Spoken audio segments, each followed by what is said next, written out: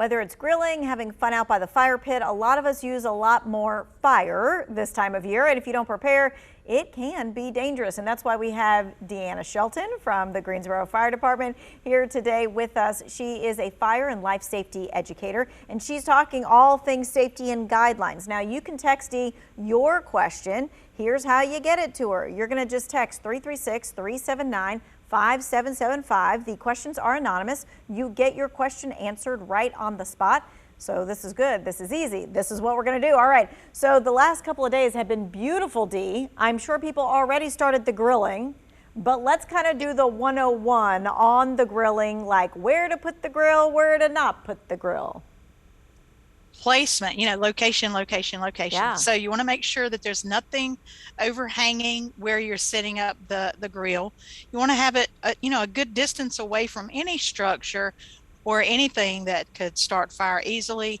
And you want to make sure that the children, the pets, anything or anyone that could be harmed, fall into it, reach up and touch it. You want to keep that clear of that grill. I know so often people have their grill kind of like right up against their house, and that's okay if that's where you want to store it, but that's not where it can be when you actually use it. Right. Storing it, on the deck right up against the house, that's okay. But when you're getting ready to use it, you want to just take into consideration where it's sitting, what is combustible or will burn easily around it or melt, and just pull it out away from those areas before you light it. All right, let's talk about things to consider when we're talking about gas grills and how to make sure that they're ready for the season. Okay, so of course, checking your fittings, checking the hoses. You want to make sure there's no leaks. Within the grill, there are the heat barriers or the heat guards. Sometimes those can, from the fire and the heat over and over, they can begin to get a little rusty and start to fall apart. So you really want to replace those. You can pick those up at most of your main hardware stores, but make sure everything's in good working order before you use the grill.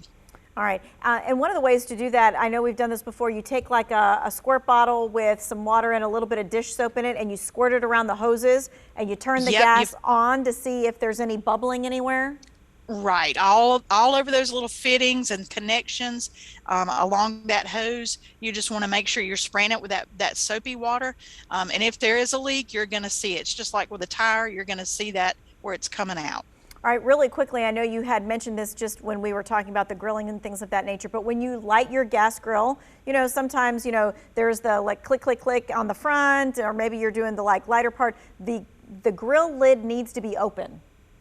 Grill lid needs to be open, because if it's down and you turn on that gas, it's collecting under there. So you want the lid open when you turn on the gas so that you're lighting it immediately and it doesn't have time to build up a larger vapor cloud. That's when we get that, that poof of fire that can burn your, send your eyelids or eyebrows. Mm-hmm. So you just want to make sure that you're opening the lid, and as soon as you turn on the gas, you're going ahead and lighting those burners. Don't give it time to build. Okay. All right, let's go to fire pits, because that's become like the big thing. Everybody's got a fire pit in the backyard. What are some things we need to know about safety when it comes to fire pits?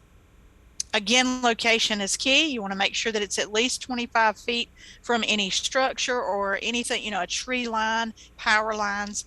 You want to make sure that it's what we call a recreational fire. So you want to make sure that it's no bigger than 3 feet diameter and the flame is no taller than 2 feet high. No taller than 2 feet high. Okay. And just because it's contained doesn't mean like embers can't fly out. Right, they still can. So, if you've got like a wire grid or something that you can put over it to kind of keep those little embers from flying out. Of course, we'll talk about weather and dry circumstances and things like that. But location is huge with a fire pit as well. All right, now let's talk about outdoor fires. Let's talk about what you can burn, what you can't burn, what you're not supposed to do, period. So number one, we do not burn trash. That is of utmost importance. Number two, we don't want to, we've cut back the shrubbery or cut down some limbs from the tree. That is not what we want to be burning. You want to put that out, and leaves, you want to put those out by the curb for the city to pick up. The wood that you burn in your fire pit, you want to make sure that it's, I guess what you would call cured wood. So it's really meant to be firewood. It's been cut, it's already dried, and it's going to work good for you. It's going to give you a nice fire, but it's not going to cause any issues as well. Okay, and is there any kind of like when you're gonna, let's say you're outside of the city limits and you're going to burn stuff in your backyard, should you be calling someone to see what the weather conditions are to make sure that it's okay to be doing that? Outside the city, the Guilford County Fire Marshal's office has some codes and some rules for burning outside as well, but you definitely want to call and get a permit, check with them on getting a permit. And you want to make sure that if you're going to do, say you're burning a lot, you're clearing off some shrubs or something that you've cut down, you want to call and make sure that the 911 center knows about it, so that they're not calling in false alarms. They know that you're burning. Yep. Okay.